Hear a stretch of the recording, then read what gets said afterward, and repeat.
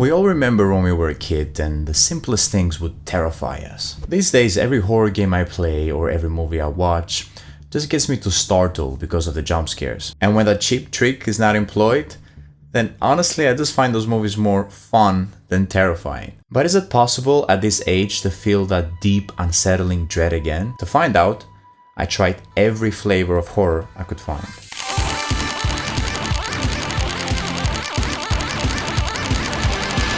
Will I manage to scare myself shitless, curled up in my bedsheets, trying to avoid the dark corner in the room? Or did age and the abundance of information ruin what used to make horror terrifying? Disclaimer, I will not try to embellish the experience at all. I've watched and played a ton of horror movies at this point, so my tolerance is quite high. What I'm looking for is an experience that is scary as I'm consuming the media itself, but also something that will haunt me for days to come. And with that out of the way, let me tell you two important facts about me. Growing up, I had an unfathomable amount of freedom. I could stay as late as I wanted and I could play whatever I wanted. Two things happened because of that. I built quite the tolerance for horror movies and horror games, and also I made a lot of mistakes. The two greatest ones was Penumbra and It. It's so cute to hear this again. Funny how something can be terrifying at some point, but now it's like finding an old relic, more of a curiosity than imposing. If you didn't know, It is a movie based on the Stephen King book of the same name. And the plot is about a clown that kills children. Aren't you going to say hello? He feeds on their fear, and only when he breaks them, he can attack them. So usually he tries to manipulate them and coerce them. Many scenes still hold up in terms of creativity, but in terms of being scary, oh well. I feel like it still holds up, it's still worth watching, but maybe it's the nostalgia talking, but it definitely doesn't reach the heights of horror that I felt when I watched it when I was a kid. Oh boy, this is nostalgic. Oh yes, you can grab things and throw them. I remember how much this used to blow my mind. I'm not gonna lie, still feels a little. Ooh. These old games really don't tell you shit. I would praise it, but at some point you will miss something tiny and you will be lost for hours, taking away any fear and turn it into frustration. And here is the first enemy. The sanity mechanic is such a good idea.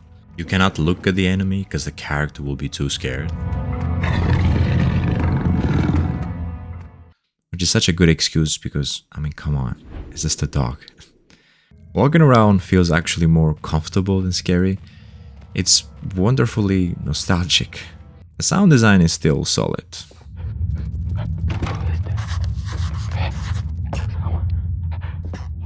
To be honest, I think it held better than I expected, but of course, it doesn't hit the same. I think it was easy to predict that both It and Penumbra wouldn't do the trick, so let's start our journey in the place you would expect it to start.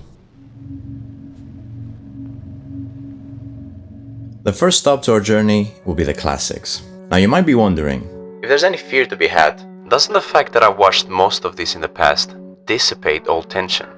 Well, yes, but it wouldn't be fair otherwise to the video. You also probably noticed that this video is rather long. Did it need to be this long? Couldn't I find a top list of things to play and watch and call it a day? Well, the answer is simple. Horror is subjective, like anything else.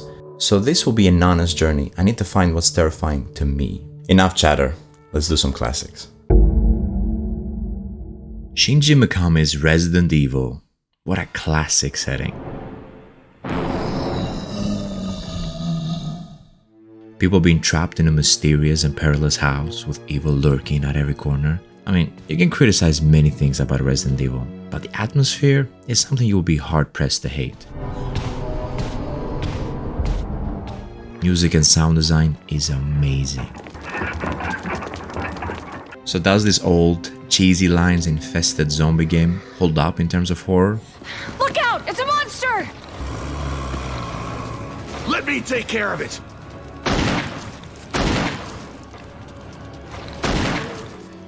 I have to be honest here, zombies are just not scary for me. They can create tension, which works well for survival horror experience, but never everlasting dread, which is what I'm seeking here.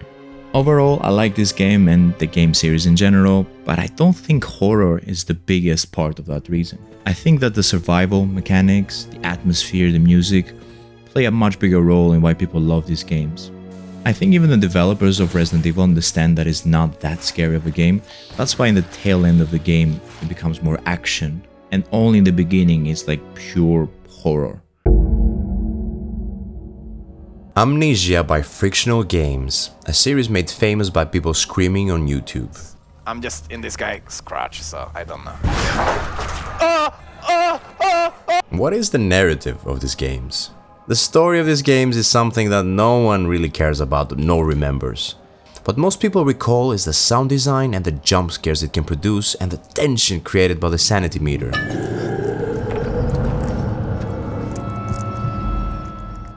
Obviously many things are similar to Penumbra since it's made by the same people.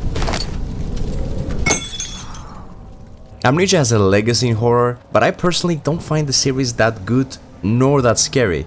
So much of its scares is the wind opening doors, objects moving around. It reminds me of Paranormal Activity, where the entities just seem to be playing games or being mildly inconvenient. I left them on the counter. Sure? Yes, This has the effect of taking me out of the experience instead of immersing me. Plus the puzzles in these games are designed badly and I will not hear anybody tell me otherwise. They're so bad in fact that I forget that I'm playing a horror game and I just feel frustrated. Repetition, annoying puzzles, these things hold Amnesia back. Talking about repetition,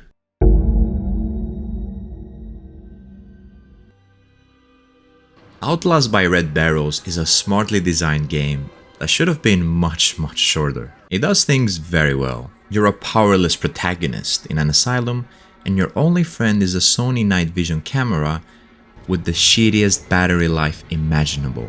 But at least it gives you an edge when you're being hunted by the inmates. The thrills of its hide and seek chases are still panic-inducing. I mean, listen to how the music creates tension. The issue? It's the same trick over and over again. You soon realize how the game is trying to scare you, and it becomes unengaging fast. Because there's no real evolution of the gameplay, it stops being scary and just ends up being predictable. And holy fuck, the jump scares are frequent on this one. Little pig.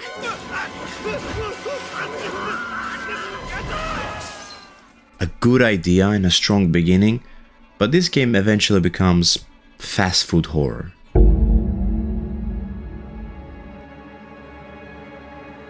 Dead Space by Visceral Games, although I'm showing you footage of the remake. A mechanic stuck in a spaceship with necromorphs around every Vent?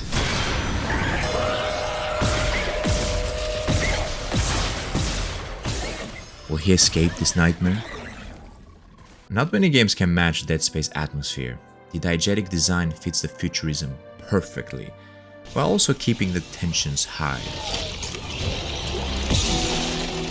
And although many survival horror games are known to be a little clunky with their controls, Dead Space feels good to play. No one does survival horror like Dead Space. You can use telekinesis to pull the enemy's limbs and throw it back at them to save ammo. You can use stasis to slow them down and get clear shots. Does it rely too much on jump scares from necromorphs coming from the vents? Yeah.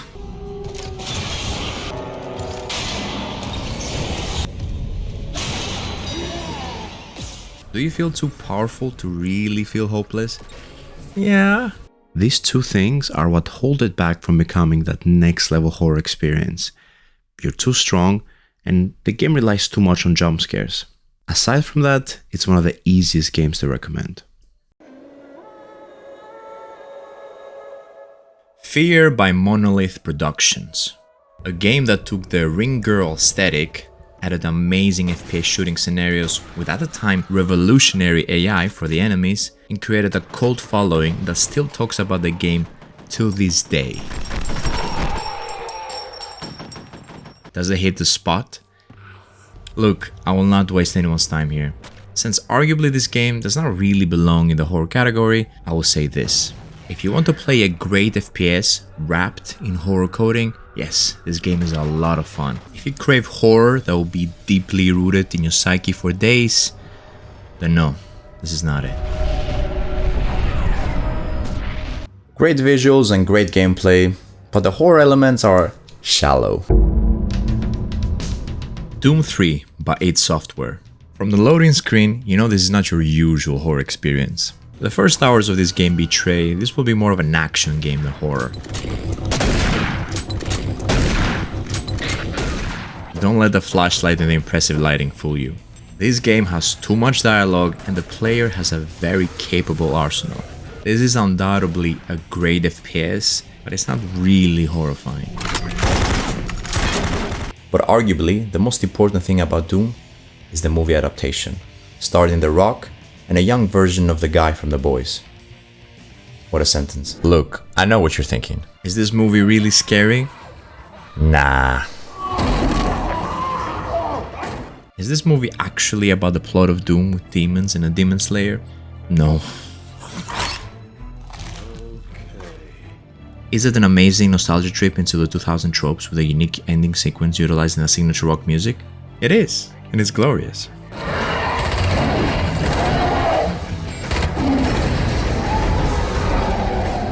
Definitely a guilty pleasure that I should talk more about at some point, but for now, we can move on.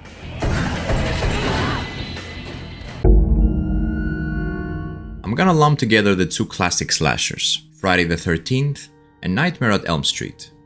Two movies that need no introduction, and that's why you will receive none. Why am I combining them like this, you might be wondering? Because for me these two movies represent the same exact thing. I respect their legacy and the creative effort behind them, but they're not even close to being scary to me. These movies have so much theatrical flavoring with their scenarios and acting that I feel like I'm here to have fun instead of being scared. I don't think you can get more popcorn horror than these two. If you're craving to see teenagers being murdered in fun and unique ways, then both of these movies are an easy recommendation. Chainsaw Massacre is an indie film directed by Tobe Hooper, and to be honest, I don't see why people find this movie scary nowadays. This movie depicts people wanting to legalize comedy. What's there to worry? Legalize comedy! Yeah! On a serious note, this was a movie that I actually hadn't watched in the past, and to be fair, it holds up much better than you would expect. I think the old visuals kinda hide the imperfections, and the effort placed on set design makes everything feel real. The plot follows a group of friends that visit an old homestead where they find themselves victims of cannibals. I think it hits well on the fear that we have of insane people living at the edges of society and how hopeless we would be if we found ourselves in their territory. Honestly, not much to really hate here. Yes, the movie is made on a tight budget and it shows, but what is achieved is actually quite remarkable. I think most people would still find it horrifying today, but for me it works more like something to study than something to actually follow me around at night. It's interesting to see how this movie pioneered some of the tropes we now find as cliché. Stanley Kubrick's The Shining. A family finds themselves in a secluded hotel in the cold Rocky Mountains. Here is where Jack Nicholson will lose his mind and deliver cinema history with this scene. Here's Johnny! I love the cold, unwelcoming setting. There's just something about it. Maybe it's the contrast of how comfortable and warm you feel on your sofa when you watch a scenery like that.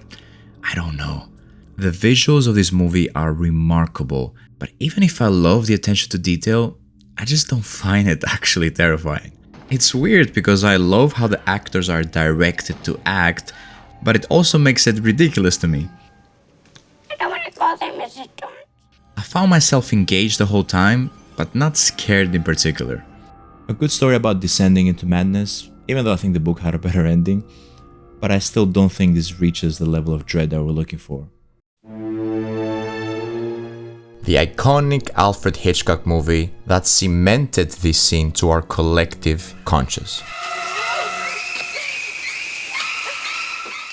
Although I can imagine how impressive it must have been for the time, this movie simply doesn't hold in today's climate. Most of the tricks being employed here are now cliches, and the censorship really hurts the experience. I think it does a good job of creating suspense, but the level of horror is not even close to what we're looking for here. Ridley Scott's Alien movie. Such an impressive visual feat. The sound design, set design, and cinematography set this movie apart. The movie follows the crew of the commercial spaceship Nostromo, who are awakened from hypersleep because they need to investigate a distress signal on a distant moon. Things go bad, and of course the ship is gonna have a visitor soon. And although a lot of effort is placed on creating the alien with practical effects and making the world believable, I still think most of the time the alien is more funny than terrifying.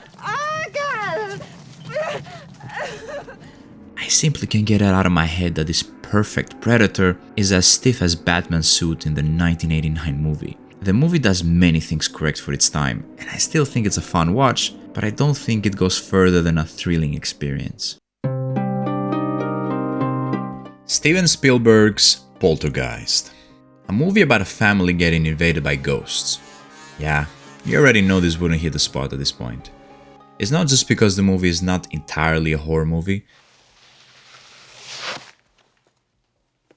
but also supernatural horror in the form of ghosts just doesn't do it for me. We do get some excellent cinematography and iconic lines. They're here. And I can imagine how scary this would have been for kids when it was released, but for anybody else watching it today, I think the focus should be on Spielberg's attention to detail and not the horror of this movie, because there's not much of it. The Grudge is a Japanese movie directed by Takashi Shimizu. It's a movie about a ghost that had a horrific death and is now seeking to torment people around the area that it died. In many ways, The Grudge exemplifies the specific flavor of horror that Japan produces. Everything from the slow pacing to how the monsters just lurk around. Many things are left for us to piece together, and that includes the horrific deaths.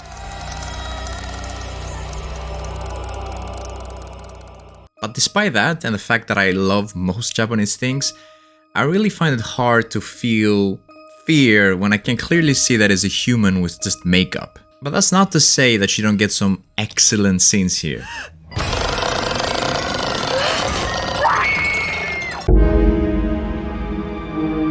John Carpenter's The Thing is a very fun movie to watch. A group of scientists in a secluded part of Antarctica found an alien and they accidentally set it free. With a caveat that whatever this thing kills, it can take that person's likeness.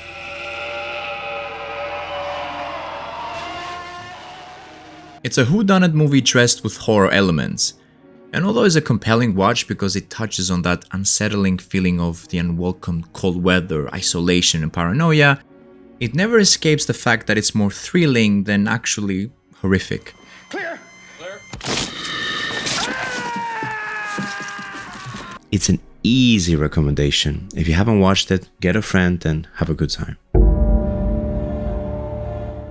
Rosemary's Baby is directed by Roman Polanski. Another movie I missed in the past, and I watched it now for the first time. In the first quarter of this movie, I was skeptical, because it comes off a little generic, but I think by the middle point, it redeems itself with its visuals and the mystery it creates.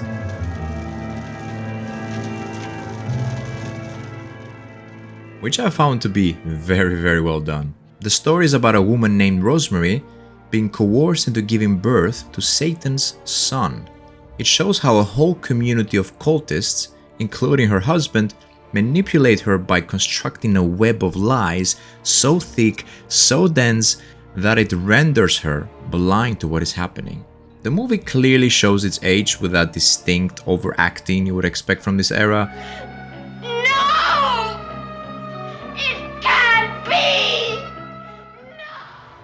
But that also means you get some iconic lines. What have you done to it? What have you done to its eyes? I'm so glad I have the context for this now. So although the story and the visuals really won me over eventually, the acting and overall the age of this movie hold it back from truly being that horrifying experience we're looking for here. And this brings us to the end of this section. You might be wondering why there's two elephants in the room, one being silent and the other one saying, don't worry, if I skip some classics, it's because they're gonna come up later on. So although most of these classics are definitely worth watching and you should, they still failed to create that dread that I'm looking for here. The first reason was obviously because I watched them in the past, but the second one was because these media were so influential that they ended up spawning so many copycats, so their tricks are not as innovative as they used to be. With the classics as our base, I think our next stop should be to go back, evolutionarily speaking. As far as I know, I have two biological fears, like most of us do. The first one is heights, and the second one is snakes. Let's explore the second one first. This might be hard to believe, but Anaconda was actually scary for me when I was a kid. When I grew older, I realized that people view it as unintentional comedy, and going back to it, it's very apparent why that is. The effects, ladies and gentlemen. The acting. Oh boy. Still, I feel something unsettling by the snake imagery, but it's a very transient reaction. Okay, what else is there? What about this?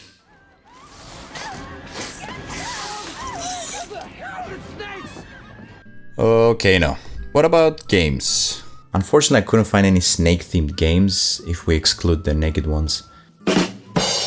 I think that's enough of snakes. Let's see heights. Can we get anything about heights? Talking about heights, I guess having a VR headset would really add a lot to the gaming aspect of this, but I don't have one, so then I had to look for movies that can do the same thing. Sadly, every movie I could find, the experience was more thrilling than actually horrifying. But if you cannot go high, then maybe you can go low. You play Spelunky and you see these cute round graphics, the cute snakes, oh, gotta save the lady in distress, and you forget how terrifying it is to go deeper and deeper into the Earth's core. There's a kind of person that hears, no lights, hard to breathe, tight space, the potential of a slow and agonizing death, and thinks, that sounds like fun. I'm obviously talking about cave diving or cave crawling. There's one movie that greatly capitalizes on this fear of being stuck in a bad cave crawling situation, and that movie is called The Descent, directed by Neil Marshall. The Descent follows a group of women cave explorers that end up trapped in a cave path that has never been explored before. Fear starts to creep in, given the fact that they don't know if there's a way out. On top of that, it seems like they might not be alone here.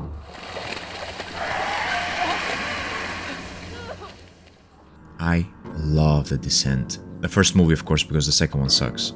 The movie intentionally puts its best foot forward, and in the beginning it shows you how beautiful nature is. Shows the gold sunlight hitting the trees with peaceful music in the background, just so it can rub everything from you and the characters when they have to be surrounded by darkness and rocks for the rest of the movie. Will they be able to see the sun again? Well, there's only one way to find out. What helps capture the agony of the moment is obviously very competent acting. But the real star of this movie is the way they use light. Lighting each scene in a believable manner while still making it interesting for the viewer is something that is not easy to achieve, given the subject matter. There's many aspects about this movie that I left out because I think you should experience them for yourself. But if you can stomach the setting, this is undeniably one of the most thrilling experiences, and sadly not as horrifying as we would like for the purposes of this video. It's time we talk about one of the major issues with the horror genre. I think one of the issues is adaptability. The longer a game runs, the more you're exposed to the same horrors and they start to lose their strength. Let's test out if length and adaptability will play a big role here. If Less is More was a video game, it would be Alien Isolation by Creative Assembly. I was very curious to try this game, because it promises to answer one of my major complaints about horror games. The fact that each time you die, you respawn and the pattern of your enemies stays the same. A fact that reminds you constantly that you're playing a video game and the enemies are just NPCs with rudimentary AI. But not in Alien Isolation. No. Here the xenomorph has AI complex enough to the point that its behavior is not predefined nor easy to predict.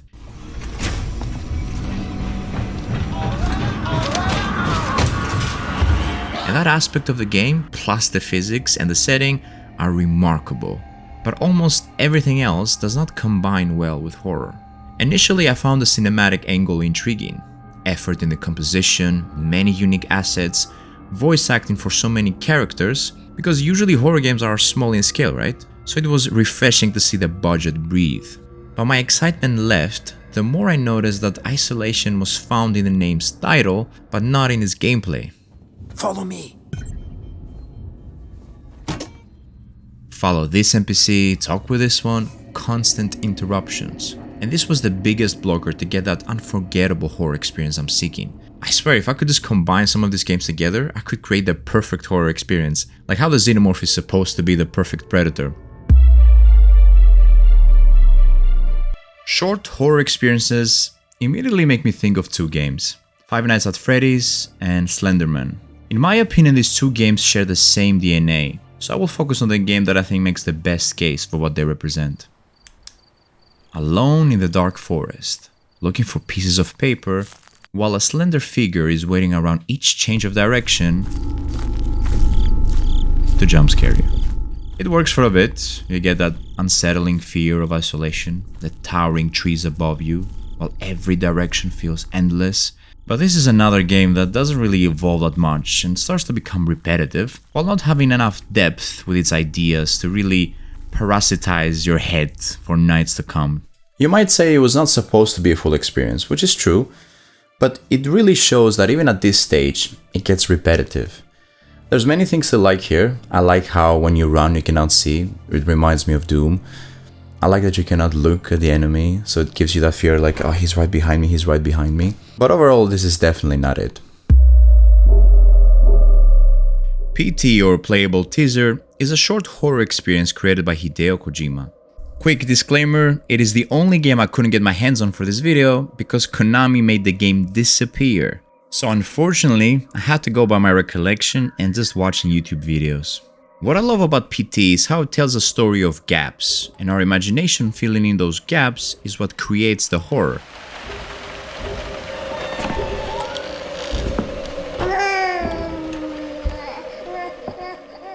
Not that it's the only game or movie that does that, but it does it in a noteworthy way. There's so many hints to horrific incidents, and we often get to see little glimpses of that, or just the aftermath. After killing his family, the father hung himself with a garden hose. The story is told within a mind-bending loop structure, and remember, you're talking to the guy that made a whole video about why he loves time loops, so of course I'm all up for it. But for all the amazing horror elements that this game has, and I would argue that PT had immense potential to achieve the kind of haunting experience I'm looking for,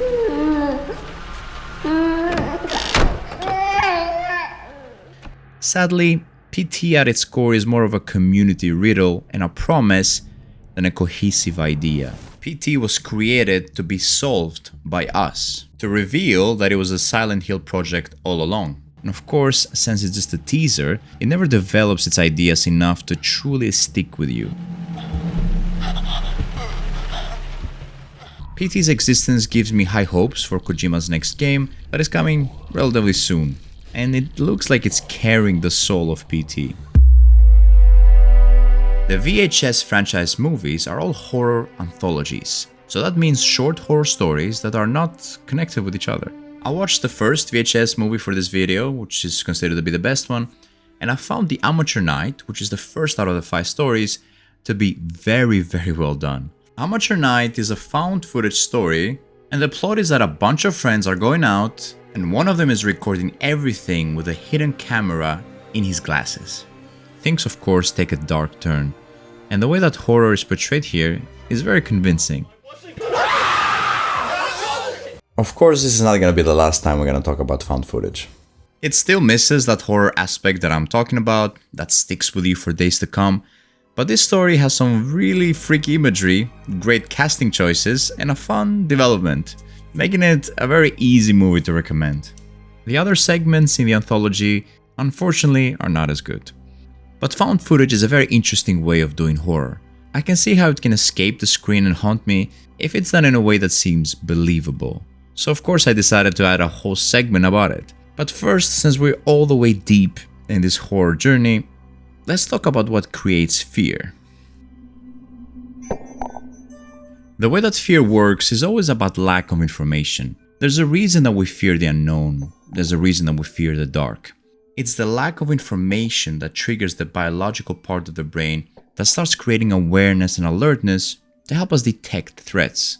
If there's a dark room, there's a lack of information. Our brains don't know what to do with that. It could be the case that nothing is there, or potentially a predator. So our brains do the only thing that makes sense to preserve themselves and start generating imagery to scare us away from that dark corner. As soon as light enters the equation, then the brain relaxes, realizing that there was no threat there to begin with. This is the basic calculation that happens with every horror experiences you have, when you really boil it down. Why bring this up now? Back in the day when internet was not really a thing and religion was much more prevalent, when I would see a movie like The Exorcism of Emily Rose, I would seriously not know how much of that was based in reality. It's crazy, I know. She has a big heart but won't let anyone see it. Lack of information made all these movies so much scarier because you simply couldn't verify the truth. Let's first take a look at the horror experiences that were popular in creating this separation between fiction and reality, and then let's see if we can find a movie that does it a little bit better, to hopefully recapture that feeling of a strange, scary world that is out there. No movie fooled more people than the Blair Witch Project, which I guess would make it the best found footage based on that criteria. But does it stand the test of time? The Blair Witch Project is a movie directed by Daniel Myrick. It tells the story of 3 students that go to investigate a local myth about the Blair Witch. The movie is shot in such a way that it makes it feel like it's a real documentary. It has downtime when people just talk like normal people would. Tomorrow, we're gonna do a lot of hiking, we're gonna have a lot of weight on our backs. That's what we're preparing for. Camera shakes from somebody holding the camera lazily. The colors and light make sense given the environment and equipment used. This works great in making you feel immersed, because you're positioned in the same point of view as the characters. You can hear what they hear, you can see what they can see, and of course, when they're engulfed in darkness, you also feel lost. Turn that light off. Turn that light off. Turn it off, Josh. The actors hired here were unknown. The director, nobody knew the guy. The budget was low, adding to the realism, and of course, the answer if everything was fake was not just a Google search away. To add to the realism, even the movie's naming would suggest that it was supposed to be a series. And of course, it never finished because of the horrific events that transpire. Because of this, the movie felt so convincing that many people thought it was actually footage that was found from real people. Hence why it belongs to the found footage genre. They even do the classic, "Oh my god, I'm so pissed at the fact that you're still filming when everything is crazy around us." Do I look like I'm laughing at all? No, but you're going around doing your documentary thing, man. You're still doing your fucking... Because you need that one person that is obsessed with filming to justify how this movie came to be. It should be noted that although Blair Witch made found footage very popular and inspired many to copy its style, the first real found footage was a movie called Cannibal Holocaust, made in 1980. Of course, in today's lenses, this movie does not really hold up because it lost its most important fear factor. We know it's bullshit. Before we talk about a better example of a found footage movie, let's talk about the paranormal elephant in the room. Do you remember Paranormal Activity? A movie about supernatural entities opening drawers and shaking pans for 1.5 hours that somehow fooled people into watching it 7 different times.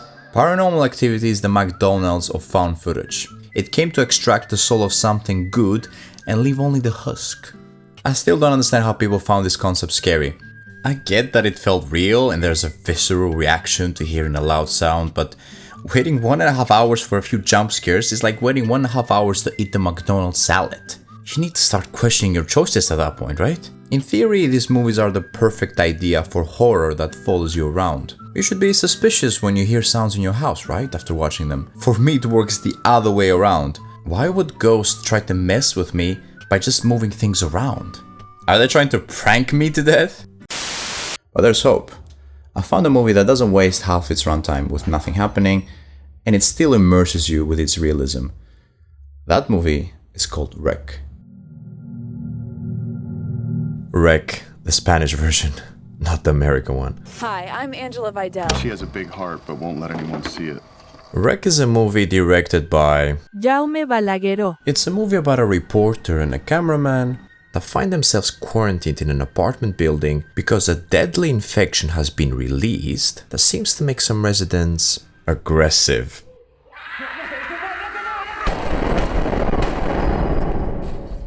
To say the least. And sadly, whatever has gotten to these people is very much transmittable. I apologize for giving you flashbacks of the COVID pandemic when I was describing the plot. The acting in this movie is very believable, which makes the whole documentary feel spontaneous.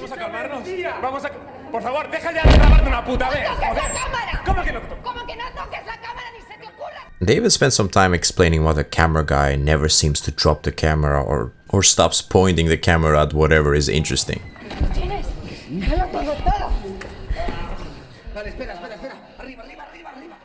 Disclaimer, don't expect that you don't need to suppress your sense of disbelief here. The movie is tense, short and sweet.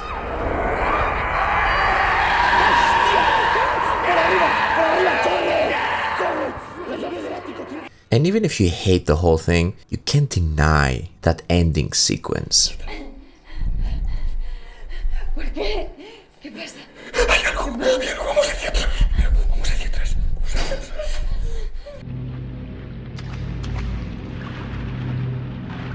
Our first step into psychological horror is Jacob's Ladder. See what I did there? This movie is directed by Adrian Lyne. Some of you might know it because it inspired Silent Hill. And I don't know how, but Jacob's Ladder somehow managed to be under my radar up until now. But hearing Silent Hill around any project is always a good sign. So I was happy to finally see what was in store for me. Given the fact that this movie promises a complex plot and haunting visuals.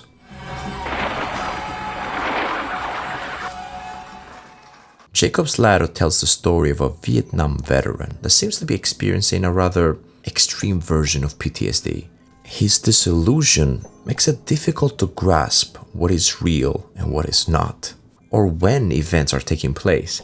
This creates a nice twist in the end, although at the same time, the twist is demystifying. I am being vague for a reason here, because half of what this movie has to offer is piecing together the actual events of the story. Horrid visuals, a story mixed with biblical symbolism. Add to that conspiracy and the human story of a person in pain, and you get a movie that clearly deserves the footprint it left. An easy recommendation, and I'm thrilled that I found it through making this video. To tell you if it achieved the goals that we have for this video, you have to wait for the conclusion section. There was a period that I felt like horror movies have nothing to give. I was watching so many of them and everything felt formulaic, cookie cutter, the same thing, nothing exciting. And I almost thought that it was the end, like I was just not gonna have a nice horror experience. Also, we have to think that horror movies are usually low budget and is the director's first try at making something, so they're generally not the best movies. So imagine my surprise when I watched Hereditary.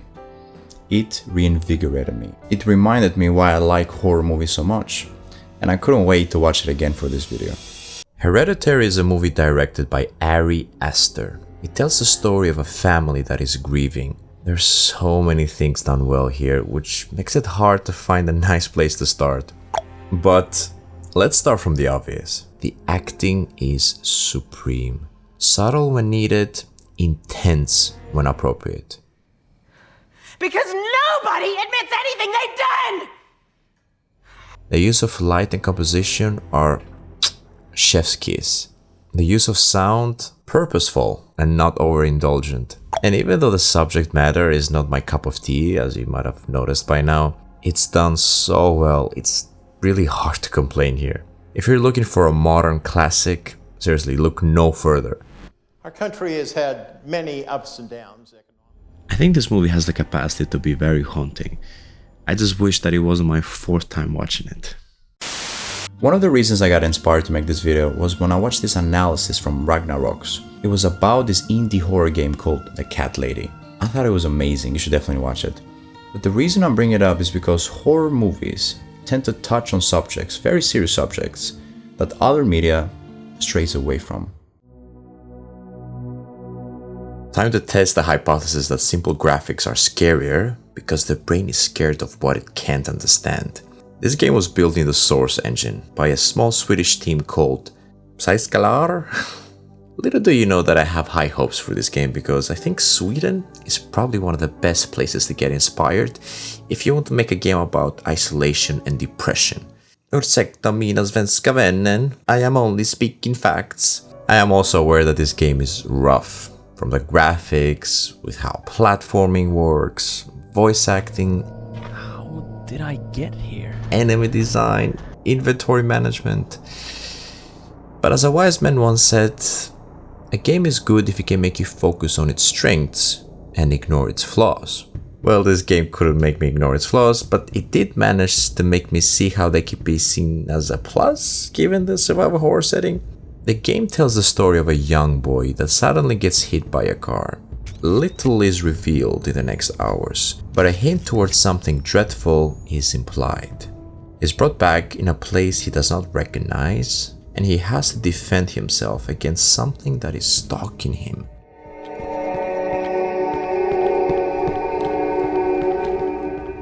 This section that is very close to the beginning of the game sold me on the idea that there's something worthwhile here. It points to a haunting truth that our protagonist is trying to desperately hide. If you can find it in yourself to ignore the very rough edges of this game when it comes to controls, puzzle design and bugs, what you're left with is something worth considering. The gameplay is solid, keeping you under constant tension, but the real reason to visit this game is the underlying themes and the way they are expressed. Did it manage to crawl under my skin? Yes. I think the subject matter is something that we all kind of thought about. It's a very scary thought, and it makes you wonder how you would react if you were placed in that situation. Did this game manage to be what we're looking for? You're gonna hear more about it in the end section. For now, let's move on. This movie starts so strong, and then it goes off the rails, but for some of you that will be amazing. Martyrs is a movie directed and written by Pascal Lachier. If there's a pronunciation police, I'm definitely going in for life. The movie wastes no time hooking you when you see a girl escaping captivity. We later learn that she has been subjected to torture for a very long time, and the reason is completely unknown. Sadistic people imprisoning a person and taking out on them their most twisted desires. A story that is not far from real-life horror events. Even though our protagonist escaped her physical prison, she couldn't escape her mental one. The events that took place continue to create nightmares for her. Those nightmares manifest to this creature. Thankfully, another girl in the facility befriends her, and she is no longer alone with her suffering. We then cut to the future, where we follow a family that couldn't look further from just a normal, happy family. And suddenly, this happens. She brutally kills every member of this family. This feels weird. Did they deserve this? How could they? We are left to see what will happen next. Was this a mistake and she just killed innocent people? Or this rabbit hole goes much further than previously assumed? This movie does many things right. The visuals and acting are very raw and unsettling. The brutal displays of violence, the depiction of how psychological trauma can manifest and haunt a person, make you wonder, how can we humans be so cruel to each other? And this is the main question this movie asks. Can there be any meaning behind violence? And finally, do we really want to know the answer to that question? This movie sparked an interesting discussion between me and my girlfriend when we watched it, but I'm not gonna lie, it did not leave a lasting impact. I feel like the first half is much stronger because it feels more grounded, and as the movie recedes to philosophical themes, it loses its strength for me. But if that sounds interesting to you, then check it out, because there's plenty to like here. It should be noted at this point that for something to create parasitic dread, it is not a requirement for that thing to be horror categorically. One of the most shocking media I've ever consumed was Requiem for a Dream. That movie shocked me to my core. The idea of how addiction can chip away at a person's soul left my heart racing, and of course I couldn't forget about it for days. But what I think horror does well is combine real-life tragedy with symbolism. In other words, it can monstrify our deepest fears or regrets. You know where I'm going with this, don't you? Oh my god, the vibes of this game. Every time I hear the dark ambient sounds of the pads, my brain switches gears and I feel somber, ethereal, and fragile. This game is a game that I always felt familiar with, even though I never actually played it myself.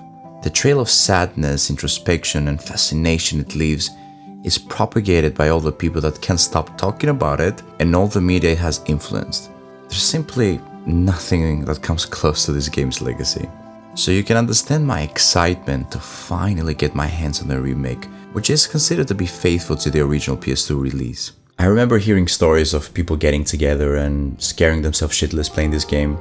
And fun enough, no matter how scared people would be, they still couldn't help themselves from coming back for more. Which I guess is thematically appropriate, given that people cannot help but go to Silent Hill. The plot is simple. James received a letter from his wife. In the letter she urges him to come and find her in Silent Hill. The only issue?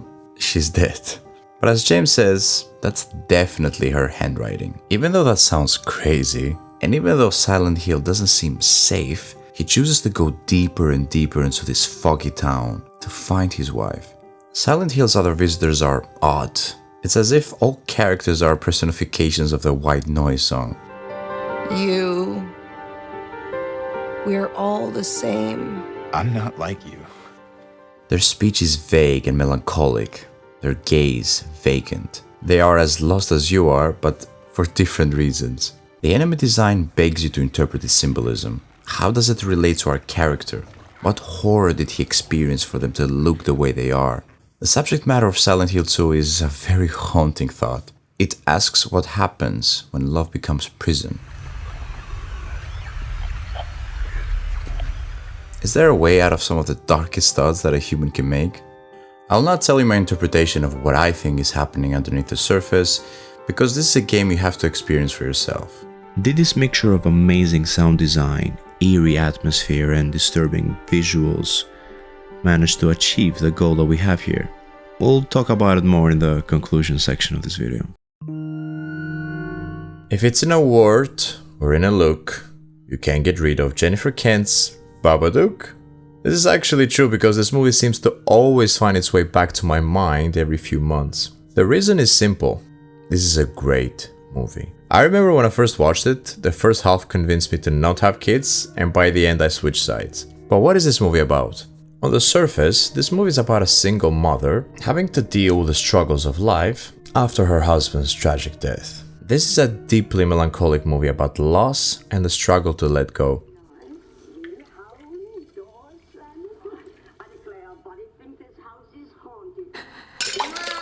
This movie is filled with great scenes, thought-provoking symbolism, and an amazing performance.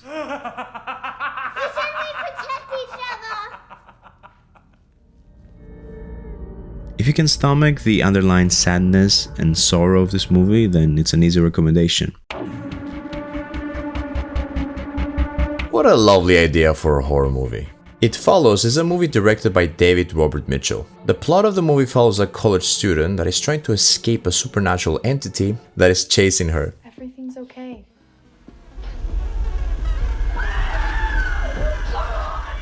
The twist is that this entity can look like anyone, it will never run, but also it will never stop following you around. If it reaches too close, you're dead. You can imagine how nerve-wracking this is for our characters. Everywhere they look, the entity could be coming right at them. Many times throughout the movie, the viewer will look around and feel like they're seeing the entity approaching. If the paranoia is passed down to you, then you know that this movie is doing a great job. The only way to get rid of this is to pass the curse to someone else by... Talk about how deadly cities are, right? This movie has become a cult classic, and I get why. It feels so unique in its presentation, but I still feel like it lacks polish. This is a really fun movie to watch, and the thought that you will have something like this following you around is exciting, and it's something you would think about for a few days. If you've never heard about this movie, I would suggest that you give it a go. It falls below excellence, but it's still such a fun time to watch. There are over 500 named phobias or curiosities. Some of us have managed to have fear of arachibutyrophobia, the fear of peanut butter sticking to the roof of your mouth. Some others have hippopotamostrossenquenolapedadophia, the fear of long words. So impressive that I got that with only one try. Damn. But on a more serious note, some people have phobias like body horror. So a movie like The Substance will be very hard to watch. That is definitely not the case with me, because I haven't found my niche yet. Two of the most disturbing films are, first, the Serbian film and the Human Centipede film. If you can believe it, I've watched both of them in the past. By this point you know I'm weird, but probably so are you. Let's take a look. Let's talk about some touchy subjects. Okay, so the Serbian film is a movie about a porn star that is manipulated into performing the most twisted of acts. It's so hard to talk about this movie or show anything. This is a movie that I refuse to watch again, even for the purposes of this video. Let's say that death and age are not sacred in this film. It really makes you wonder, how the fuck was this even made? Like, what were they thinking? I will keep this short. Is this movie fucked up? It is. Did it scar me a bit after watching it the first time? It did. But it feels too gratuitous to really achieve what I'm aiming to do here. There's not much purpose to its violence. The point is the violence. So how about we just move on, okay? Human Centipede is a movie about a German scientist that wants to recreate a centipede with humans. To achieve that, he had to connect the exit ports of each person with the other's entrance. I don't think I need to elaborate more. You can put two and two together. Get ready to make this face quite often. What do I think about these two movies? Well, for me, gore and gratuitous violence makes it easy to separate fiction from reality. So in a way, when a movie goes overboard, it works against making me scared.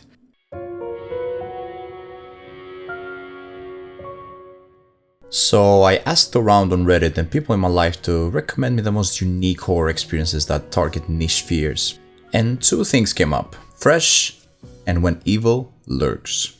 Starting with Fresh, I can see how this movie is meant to feed on the fears that women have to battle compared to men. I'm talking about fears like walking alone in the night, or the fear that a physically stronger man can turn weird at any time. While I can see this movie's potential to create dread, at the same time, it couldn't really have the desired impact on me, because we men don't walk around with the same fears as women do. Overall, there's many things done right in this movie, so I can recommend it if you think the subject matter is interesting, even though there's some overacting from time to time. The second movie, When Evil Lurks, seemed more promising because the person that recommended it to me said he found it so disturbing that he actually would suggest that I don't watch it, since he himself regretted the experience afterwards. Well, thank God this person hasn't watched the Serbian film. The most disturbing aspect of this movie is how much gore and horror is targeted towards children. And I can imagine that for many people that crosses a big boundary. But I think the emphasis on the supernatural and the way that violence is portrayed in this movie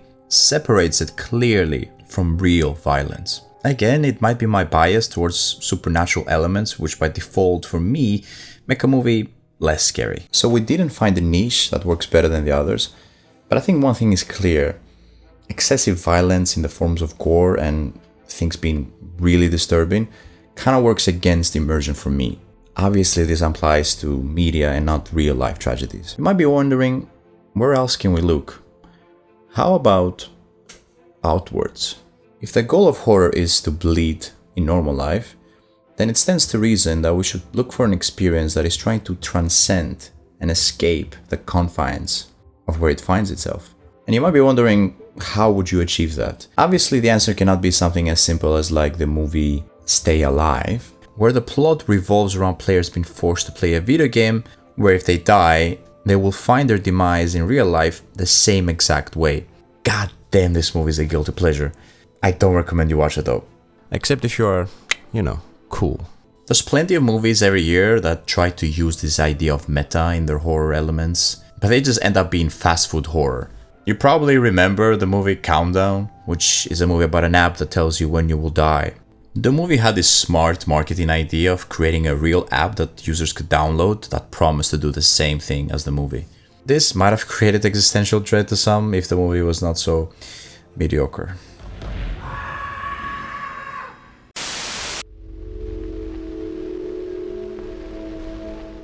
Going back to the beautiful days, otherwise known as the early 2000s, I remember this movie Ring, where the characters would watch a cursed VHS tape. They will receive a threatening phone call, which will warn them that they will die in 7 days, and long and behold, they would actually do. 7 days. Now, given the innocence of those times, we, the people watching the movie, also felt that something similar would happen because we are watching the forbidden, the cursed. And of course there would be some hysteria because, statistically speaking, it would be the case that somebody would watch the movie and then in 7 days die. Which only fueled our imagination. Silly 2000s. But is there anything equivalent today? I'm Scared is a game that acts like a virus. It promises to screw with you by breaking the fourth wall, making you paranoid and making you question if you left the horror or you're still in it. But in the end, it was not running as intended for me. Okay, stop. I'm completely wrong. Turns out I'm really stupid, because the game created a file on my desktop and I never noticed it, and I just assumed that this was a compatibility issue because it was made years ago. And I just thought like, the game doesn't work, let me go on YouTube and actually see how it's supposed to be. And then I end up spoiling the whole thing for me. Don't be as dumb as I am. If you want to experience it, then be more careful. Use my stupidity as a cautionary tale.